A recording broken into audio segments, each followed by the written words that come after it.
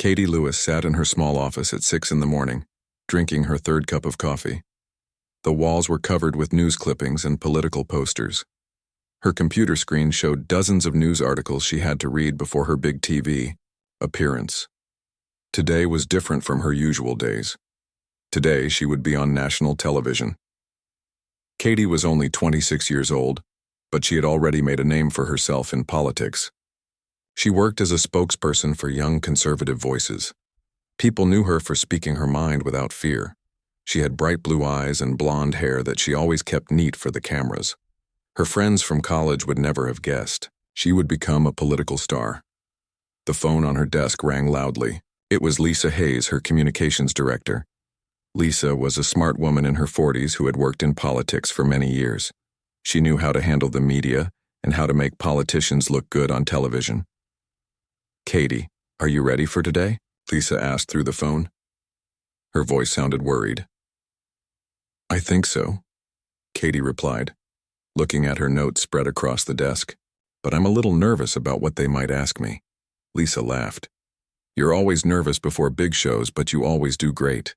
Remember, today's show is about celebrity political influence. They want to talk about famous people who speak about politics."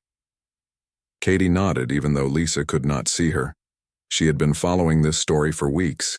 Many celebrities had been speaking out about political issues lately. Some supported liberal causes, while others stayed quiet. The biggest name in all of this was Tina Shore, the famous pop singer. Tina Shore was known around the world for her music. She had sold millions of albums and won countless awards. But recently she had been talking a lot about politics. She spoke about helping poor people and making rich people pay more taxes. She gave money to political campaigns and encouraged her fans to vote for certain candidates. Katie thought this was wrong. She believed that singers should sing and politicians should handle politics. She had been waiting for the right moment to say this on television. Today might be that moment. At 7:30, Katie drove to the television studio. The building was tall and made of glass. Inside, everything looked expensive and modern. The floors were shiny and the walls had pictures of famous news anchors. Katie had been here before, but she still felt impressed by how fancy everything looked. A young man with a clipboard met her at the front desk. His name was Ryan, and he worked as a production assistant. He led Katie through long hallways to a waiting room called the Green Room. The room had comfortable chairs and a table full of snacks and drinks. "The show starts in 2 hours," Ryan told her. "Someone will come get you when it's time to go to makeup." Katie sat down and continued reading her notes. She had facts and numbers about celebrity political donations. She knew which celebrities had given money to which politicians. She also knew how much money they had given and when they had given it. Lisa Hayes arrived at the studio 30 minutes later. She carried a large bag full of papers and her laptop. Lisa always looked professional in her dark suits and glasses. She sat down next to Katie and opened her laptop. "I've been watching the news this morning," Lisa said. "Tina Shore's team put out a statement last night about her charity work. They're trying to make her look good before any criticism comes." Katie looked interested. "What did they say?" "They talked about all the money she has given to help poor families," Lisa explained. "They want people to think she really cares about regular people." Katie shook her head. "But she lives in a mansion worth $20 million. She flies in private jets and buys expensive clothes. How can she understand what poor people need?" This was exactly the point Katie wanted to make on television.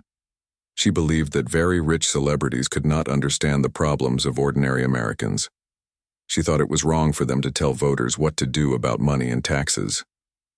At 9:00, a makeup artist came to get Katie. The makeup room was full of bright lights and mirrors. The artist was a friendly woman named Carol, who had worked at the studio for 10 years. She had done makeup for many famous politicians and news anchors. "You have great skin," Carol told Katie as she started applying foundation. "The camera is going to love you today." Katie smiled. She felt more relaxed when people were nice to her. Carol talked about her family and her weekend plans while she worked on Katie's makeup. This helped Katie forget about her nerves. While Carol worked, Katie thought about her main points for the show. She wanted to be respectful but firm. She planned to use facts and examples to support her arguments. She also wanted to use some humor to make her points more interesting for viewers. Dan Murphy was the host of Morning Politics. He had been doing television news for 20 years. He was known for asking tough questions but being fair to all his guests. Katie respected him and had enjoyed her previous appearances on his show.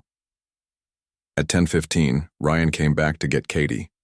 "It's time to go to the studio," he said. Katie followed him down another long hallway. Her heart started beating faster as they got closer to the studio. The studio was bigger than Katie expected. There were cameras everywhere and bright lights hanging from the ceiling. The set looked like a living room with comfortable chairs and a coffee table. Behind the chairs was a large screen that showed the show's logo. Dan Murphy was already sitting in his chair, reading through his notes. He looked up when Katie walked in and smiled. "Good morning, Katie," he said, standing up to shake her hand. "Thanks for coming on the show today." "Thanks for having me," Katie replied. She felt more confident now that she was actually in the studio. A sound technician attached a small microphone to Katie's jacket. The cameras were not rolling yet, but Katie could feel the energy in the room. Several crew members were moving around, checking equipment and preparing for the show. Katie sat in her assigned chair and looked at her notes one more time. In just a few minutes, she would be talking to millions of people across the country. She knew that what she said today could change her political career forever. Lisa Hayes stood behind the cameras, giving Katie an encouraging thumbs up. Katie took a deep breath and prepared herself for what was about to happen. The red light on the main camera turned on at exactly 11 o'clock. Dan Murphy looked straight into the camera with his serious news anchor face. His gray hair was perfectly styled, and his dark blue tie matched his suit jacket. "Good morning, I'm Dan Murphy, and welcome to Morning Politics," he said in his deep professional voice. "Today we're talking about celebrities and their growing influence in American politics. With me is Katie Lewis, spokesperson for Young Conservative Voices, and Ben Carter, political analyst from the Washington Policy Institute." Katie smiled at the camera when Dan said her name. She had practiced this smile many times in the mirror. She wanted to look confident but friendly. Next to her sat Ben Carter, a man in his 50s with thick glasses and a beard. Ben had been on television many times before and looked very comfortable. "Let's start with a simple question," Dan continued. "Should celebrities use their fame to influence voters? Katie, what's your take on this?" Katie had been waiting for this moment. She leaned forward slightly and spoke clearly into her microphone. "Dan, I think we need to be honest about what's happening here. When celebrities talk about politics, they're not just sharing opinions like regular people. They have millions of followers who listen to everything they say." Ben Carter nodded and jumped into the conversation. "But Katie, don't celebrities have the same right to free speech as everyone else? If they care about issues, why shouldn't they speak up?" Katie was ready for this response. She had practiced answering this exact question with Lisa Hayes many times. "Ben, of course they have the right to speak, but having a right and having wisdom are two different things. Let's talk about Tina Shore specifically." Dan Murphy's eyes lit up. He knew that mentioning specific celebrities always made for good television. "Go ahead, Katie. What about Tina Shore?" Katie pulled out a small notebook from her jacket pocket. She had written down important facts and numbers that she wanted to use. "Tina Shore has been talking a lot about income inequality lately. She says rich people should pay more taxes to help poor families. That sounds nice, but let's look at the facts." She opened her notebook and found the page she needed. Last year, Tina Shore made over $100 million. She owns 5 houses, including a mansion in California worth $25 million. She flies in private jets that cost more per trip than most Americans make in a year. Ben Carter shifted in his chair. He could see where Katie was going with this argument. "But Katie, she also gives a lot of money to charity. She's donated millions to help homeless people and food banks." Katie smiled. This was exactly the response she hoped for. "That's wonderful, Ben. Charity is great. But there's a big difference between giving away money you don't need and understanding what it's like to worry about paying rent or buying groceries." Dan Murphy leaned back in his chair. He could tell this was going to be an interesting debate. Katie, are you saying that wealthy people can't care about poor people? Not at all, Dan, Katie replied quickly. I'm saying that when someone lives in a bubble of extreme wealth, they might not understand the real problems that regular families face. When Tina Shore talks about raising taxes on small businesses, does she understand that might hurt the local restaurant owner who employs 20 people? Katie was getting into her rhythm now. Her voice was strong and confident. She had studied these issues for months and felt prepared for any question they might ask her. Ben Carter tried to defend celebrity activism. But Katie, many celebrities, grew up poor. Tina Shore herself came from a working-class family. She understands struggle. Katie had researched this too. That's true, Ben. Tina Shore did grow up in a regular family, but that was 15 years ago. When was the last time she pumped her own gas or went grocery shopping? When was the last time she had to choose between paying the electric bill or buying medicine? The studio was completely quiet except for the hum of the cameras. Even the crew members who were usually busy with equipment had stopped to listen. Katie could see Dan Murphy taking notes on his clipboard. Here's what bothers me most, Katie continued. When celebrities like Tina Shore talk about politics, their fans don't think of them as just another opinion. They think of them as role models and experts. Young people especially look up to these singers and actors. Dan Murphy nodded. So you're worried about influence on young voters? Exactly, Katie said. If a 19-year-old college student hears Tina Shore talk about economic policy, they might vote based on that instead of doing their own research. They might support policies that sound good but could actually hurt the economy. Ben Carter had been waiting for his chance to speak again. Katie, don't you think you're underestimating young people? They're smart enough to make their own decisions. Katie shook her head. Ben, I'm not saying young people are dumb. I'm saying they're human. We all want to be like the people we admire. If your favorite singer tells you something, you're more likely to believe it than if a stranger tells you the same thing. She looked directly into the camera. Think about it this way. Would you ask Tina Shore to perform heart surgery just because she's famous? Would you ask her to fly an airplane full of passengers? Of course not. So why do we ask her opinion on complex economic policies that affect millions of jobs? Dan Murphy smiled. He could tell this was the kind of segment that people would talk about later. That's an interesting comparison, Katie. It's the same principle, Katie continued. We have experts who study economics for their whole careers. We have people who understand how businesses work and how policies affect real families. But instead of listening to them, we pay attention to someone whose main skill is writing catchy songs. Ben Carter looked frustrated. Katie, you're being unfair. Many celebrities work with policy experts. They don't just make things up. Katie was ready for this too. Ben, having experts write talking points for you is not the same as understanding the issues yourself. When Tina Shore gives a speech about tax policy, do you think she wrote it? Do you think she understands all the details and consequences? The debate was getting more intense. Katie could feel her heart beating faster, but she also felt excited. This was exactly the kind of discussion she had hoped for. She knew that people watching at home were probably having strong reactions to what she was saying. Dan Murphy looked at the clock on the wall. They still had several minutes left in the segment, and he wanted to keep the conversation going. Katie, let me ask you this, Dan said. What would you say to people who think you're just jealous of Tina Shore's success and influence? Katie looked straight at Dan Murphy when he asked about jealousy. She had expected this question and knew exactly how to handle it. A small smile crossed her face as she prepared to give her best answer of the day. Dan, that's actually a perfect example of what I'm talking about, Katie said calmly. When someone criticizes a celebrity's political opinions, people assume it must be about jealousy or money. They can't imagine that maybe, just maybe, the criticism is about the actual ideas. She paused for a moment and looked directly into the camera. I'm not jealous of Tina Shore's success. Good for her. She worked hard and became incredibly successful. But success in music doesn't make someone an expert on tax policy or healthcare or education.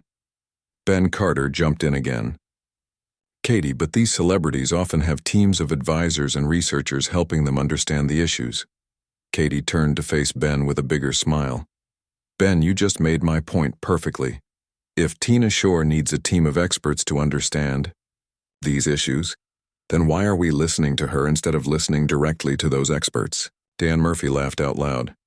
Even Ben Carter had to smile at that response. Katie could see some of the camera crew nodding their heads behind the equipment. But here's the real problem, Katie continued, feeling more confident than ever. When celebrities talk about politics, it becomes entertainment instead of serious discussion. People care more about who said what than about whether the ideas actually work. She opened her notebook again and found another page of notes. Let me give you a perfect example. Last month, Tina Shore posted on social media about supporting small businesses. She said we need policies to help local shops compete with big corporations. Katie looked up from her notes. That sounds great, right? Everyone loves small businesses. But 3 days later, she announced a partnership with a huge online shopping company that has been putting small bookstores out of business for years. Dan Murphy raised his eyebrows. Really? Really, Katie confirmed. She got paid millions of dollars to promote a company that does exactly the opposite of what she claimed to support. But because she's famous and people love her music, nobody talked about this contradiction. Ben Carter looked uncomfortable.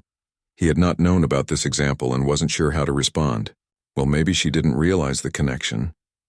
Katie was ready with another comparison. Ben, that's exactly my point. If she doesn't understand the connection between her political statements and her business deals, how can we trust her to understand complicated government policies? She turned back to the camera and spoke directly to the viewers at home. Look, I get it. We all want our favorite celebrities to be perfect role models who care about the same things we care about. But caring about something and understanding something are completely different. Katie could see Dan Murphy writing more notes. She knew she was doing well, but she wanted to make one more big point that people would remember. Let me put this in terms everyone can understand, Katie said, leaning forward in her chair. Imagine if I decided tomorrow that I wanted to write songs and compete with Tina Shore. I could hire the best songwriters in the world to write lyrics for me. I could hire the best musicians to create the music. I could even hire voice coaches to help me sing better. Dan Murphy nodded, curious about where this was going. But at the end of the day, Katie continued, nobody would buy my album because I'm not a real musician. I don't have years of experience creating music. I don't understand what makes a good song or how to connect with audiences through music. Even with all those experts helping me, I would still just be a politician pretending to be a singer. The studio was completely silent. Katie could see that everyone was paying attention to every word she said. Now flip that around, she said with a confident smile. Tina Shore is an amazing singer. She's probably one of the most talented musicians of her generation. But when she talks about politics, she's just a singer pretending to be a policy expert. Even with all her advisors and researchers, she's still not a real expert on government and economics. Ben Carter tried to interrupt, but Katie held up her hand gently. And here's the kicker, she continued. If I released an album tomorrow, music critics would tear it apart because they know I'm not qualified to be a professional musician. But when Tina Shore talks about complex political issues, people applaud her for using her platform, instead of asking whether she actually knows what she's talking about. Dan Murphy started clapping slowly. That's actually a brilliant analogy, Katie. Katie felt a surge of excitement. She could tell this was the moment that would get people talking. Thank you, Dan. It's really that simple. We wouldn't ask a politician to write a hit song, so why do we ask singers to solve our political problems? She looked back at the camera one more time. I have nothing against Tina Shore personally. She seems like a nice person who wants to help. But good intentions don't replace expertise. If she really wants to help with political issues, she should use her money and influence to support the real experts instead of pretending to be one herself. Ben Carter finally found his voice again. Katie, don't you think that's a little harsh? Katie shook her head.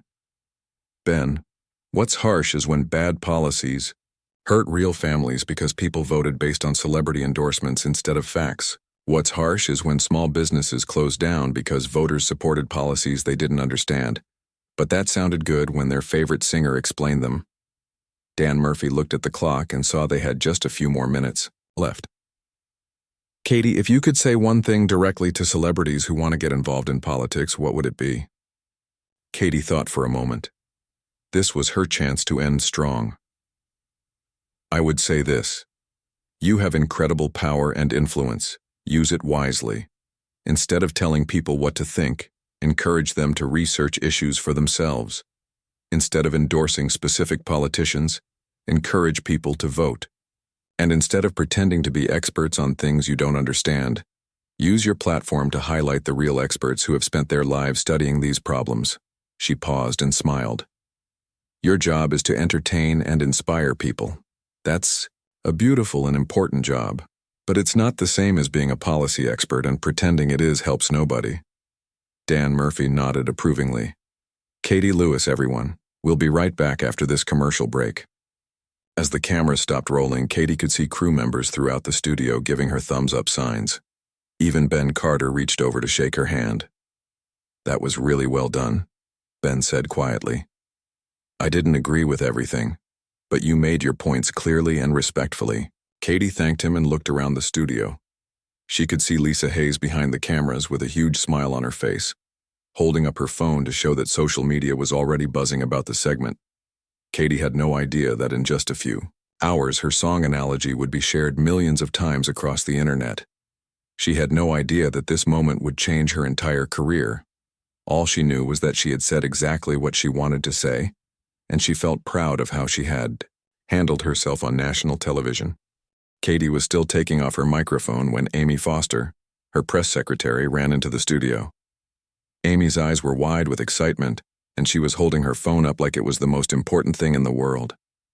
Katie, you need to see this right now, Amy said, breathing hard from running through the hallways. Your segment is already going viral on social media. Katie looked confused. The show had ended only 5 minutes ago. How is that possible? The full episode hasn't even finished airing yet. Amy sat down next to Katie and showed her the phone screen. People were recording clips on their phones while watching live TV. The part where you compared politics to songwriting has already been shared 20,000 times. Lisa Hayes walked over to join them. She had been watching the social media numbers grow in real time from the green room. Katie, I've been doing this job for 15 years and I've never seen anything spread this fast. They all looked at Amy's phone as she scrolled through different social media platforms. On one app, the clip had been viewed 500,000 times. On another, it had been shared by hundreds of political accounts. People were adding their own comments and reactions to Katie's words. Look at this one, Amy said, pointing to a comment. Someone wrote, finally. Someone said what we've all been thinking about celebrity politics. And this one says, Katie Lewis just became my new favorite politician. But not all the comments were positive. Katie could see that many people were angry about what she had said. Some called her jealous and mean. Others said she was attacking free speech. A few even used words that made Katie feel uncomfortable. Dan Murphy came over to say goodbye before they left the studio. Katie, that was one of the best segments we've had all year. My producer is already asking when you can come back on the show. Katie smiled and thanked him, but she was starting to feel overwhelmed by all the attention. She had wanted to make people think about celebrity politics, but she hadn't expected such a huge reaction so quickly. As they walked to the parking garage, Lisa's phone started ringing constantly. That's the 4th news show that's called in. The last 10 minutes, Lisa said. Everyone wants to interview you about what you said. When they got to the car, Amy was still watching the social media numbers. Katie, you're now trending on 3 different platforms. The video has been viewed over 2 million times. Katie felt her stomach getting nervous. Is that good or bad? It's big, Lisa answered honestly. Really big. This could help your career.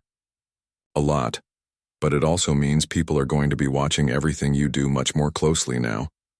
They drove back to Katie's office in silence, each of them thinking about what this meant. Katie stared out the window at the city streets, wondering if she had said too much or if she had handled the questions the right way. When they arrived at the office, there were already news reporters waiting outside the building. Katie had never seen reporters at her office before. Usually only political insiders knew where she worked. How did they find out where I work? Katie asked. Lisa sighed. When you become famous on the internet, people figure out everything about you very quickly. We need to go in through the back door. They parked in the back alley and walked through the rear entrance. Katie's office was on the 3rd floor, and they could hear phones ringing from other offices as they walked down the hallway. When Katie opened her office door, her assistant Jake was sitting at his desk with 3 phones in front of him. Jake was a college student who worked part-time answering phones and organizing Katie's schedule. He looked completely overwhelmed. Katie, thank goodness you're back, Jake said, looking relieved. These phones haven't stopped ringing for the past hour. I've counted calls from 47 different news organizations. Katie sat down at her desk and looked at the long list of messages Jake had written down.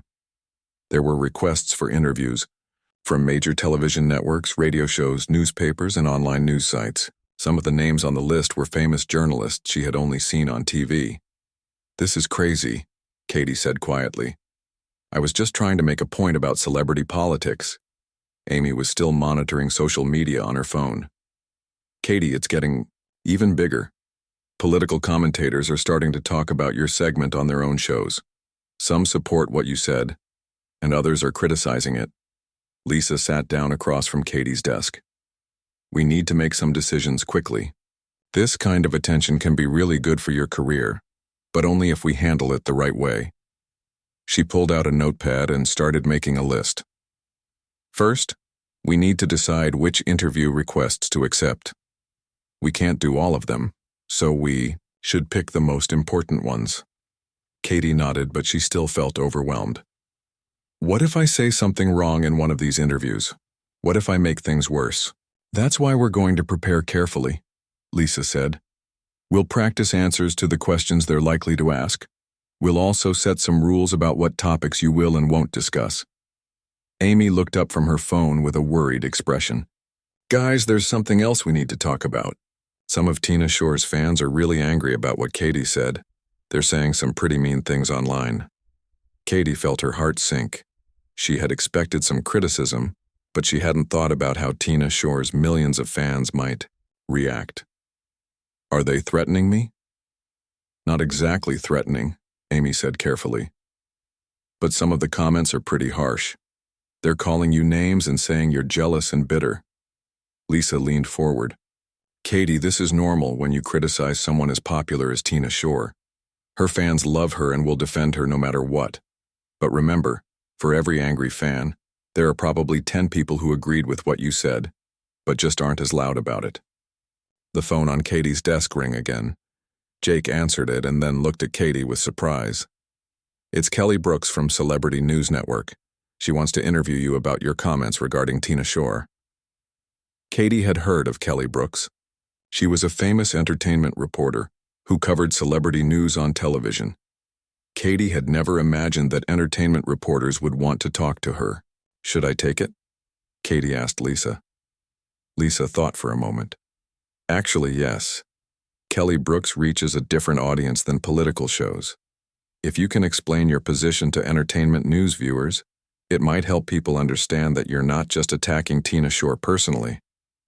Katie took a deep breath and picked up the phone. Hello, this is Katie Lewis. Kelly Brooks had a friendly voice but spoke very quickly. Katie, thank you for taking my call. I'm calling about your comments on morning politics this morning. Can you tell me what you were trying to accomplish with your criticism of Tina Shore? Katie had practiced this answer with Lisa many times, but it felt different when she was actually on the phone with a reporter. Kelly, I want to be clear that I'm not criticizing Tina Shore as a person or as an artist. She's incredibly talented. My concern is about the broader issue of celebrities using their fame to influence political decisions. But Kelly continued, don't you think celebrities have the right to express their political opinions? Of course they do, Katie replied.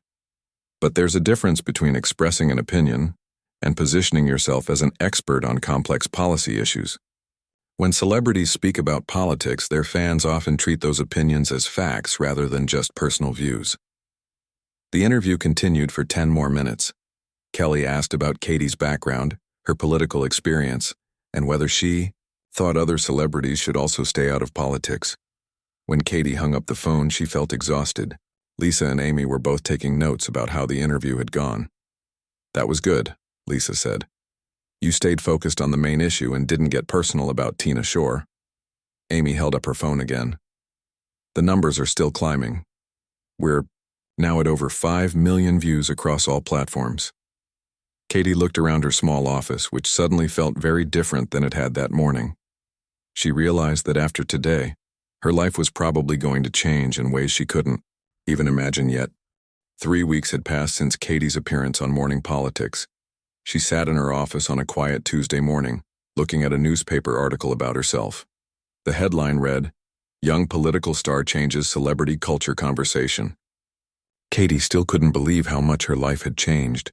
Her office looked different now. There were flowers from supporters, stacks of fan mail, and framed articles about her TV appearance. Jake, her assistant, had been promoted to full-time because of all the media requests. They had also hired 2 more staff members to help handle the attention. Lisa Hayes walked into the office carrying a folder full of papers. "Katie, I have the latest polling numbers," she said with a big smile. "Your approval ratings have gone up by 25 points since the TV appearance." Katie looked up from the newspaper. "Really? That seems like a lot." "It is a lot," Lisa confirmed. "Especially among young conservative voters. They love what you said about celebrities and politics.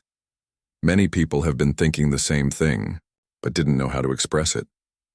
Amy Foster knocked on the door and came in with her ever-present phone. Over the past 3 weeks, Amy had become famous herself for managing Katie's social media presence. "Katie, I have some interesting news about Tina Shore." Katie felt her stomach get nervous. She had been worried that Tina Shore might respond to her comments, but so far the pop star had stayed quiet. "What about her?" Amy smiled. "She's been much more careful about her political statements lately. Her team announced yesterday that she's focusing on her music and won't be making political endorsements this year." Lisa raised her eyebrows. "Really? That's a big change for her." "It gets better," Amy continued. 3 other major celebrities have also stepped back from political commenting in the past 2 weeks. Entertainment journalists are calling it the Katie Lewis effect. Katie couldn't believe what she was hearing. "You mean other celebrities are changing their behavior because of what I said?" "It looks that way," Amy replied. "Your songwriting analogy really made people think. Even some celebrities are admitting they might not be the best people to give political advice." There was a knock on the door. Jake peeked his head in. "Katie, there's someone here to see you. It's Mark Johnson from the Political Strategy Group." Katie knew who Mark Johnson was. He was one of the most famous political strategists in the country.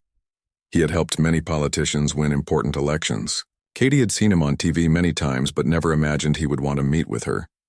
"Send him in," Katie said, straightening her jacket. Mark Johnson was a tall man with gray hair and an expensive suit. He had the confident walk of someone who was used to being in important meetings. He shook hands with Katie, Lisa, and Amy before sitting down. "Katie, congratulations on your recent success," Mark said in a deep, serious voice. "What you did on Morning Politics was very impressive. You took a complex issue and explained it in a way that regular people could understand." Katie thanked him, but wondered why he was really there. Mark continued, "I've been watching your career for a while now, but the TV appearance showed me something special. You have a rare ability to connect with people and make them think about issues in new ways." He opened his briefcase and pulled out some papers. "I'm here to talk to you about your future in politics. Have you ever thought about running for office yourself?"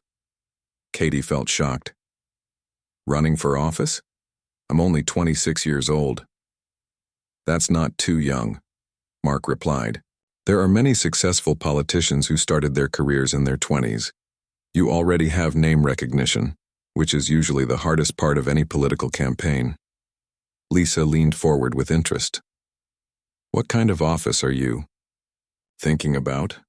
Mark smiled. "There's a congressional seat opening up in Katie's district next year. The current representative is retiring. It would be perfect timing for someone with Katie's profile and message." Katie's mind was racing. She'd always thought about maybe running for office someday, but she had imagined it would be many years in the future. I don't know if I'm ready for something that big. Katie, you just changed a national conversation with one TV appearance, Mark said. You made celebrities think twice about their political involvement.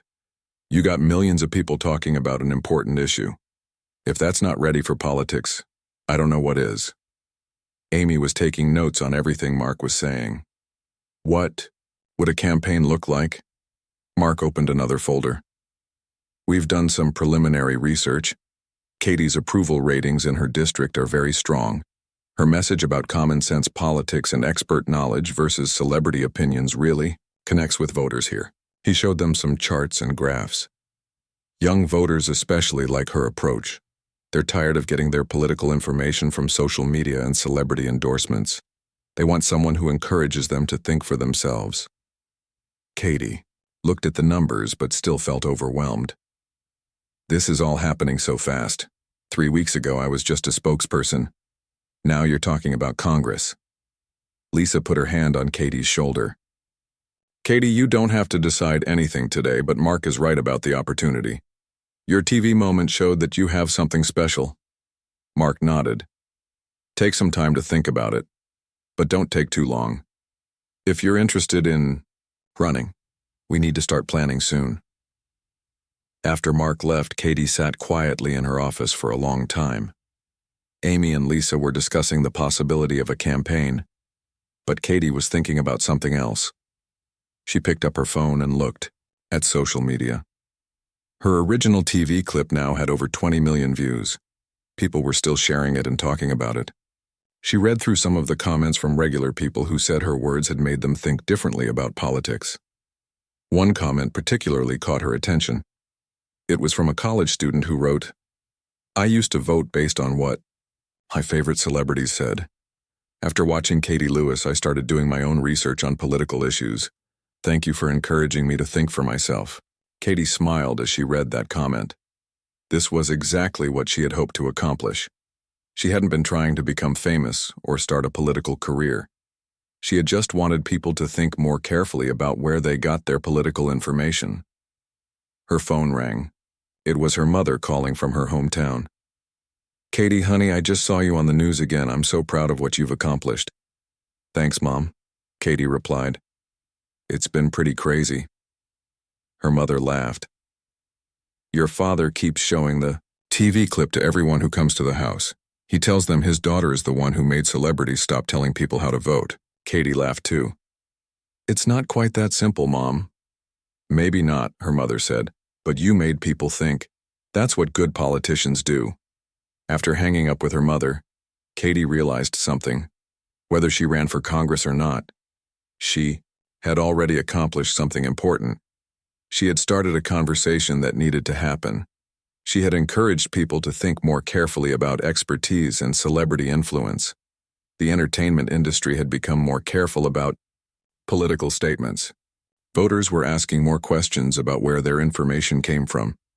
Political commentators were having more serious discussions about complex issues. Katie looked around her office one more time. In just 3 weeks, everything had changed. She had gone from being an unknown spokesperson to being someone who influenced national conversations. She picked up a pen and started writing notes about what she might want to accomplish if she did run for office. At the top of the page she wrote, "Encourage people to think for themselves and seek out real expertise." It was the same message she had shared on Morning Politics, but now she had a chance to share it with even more people.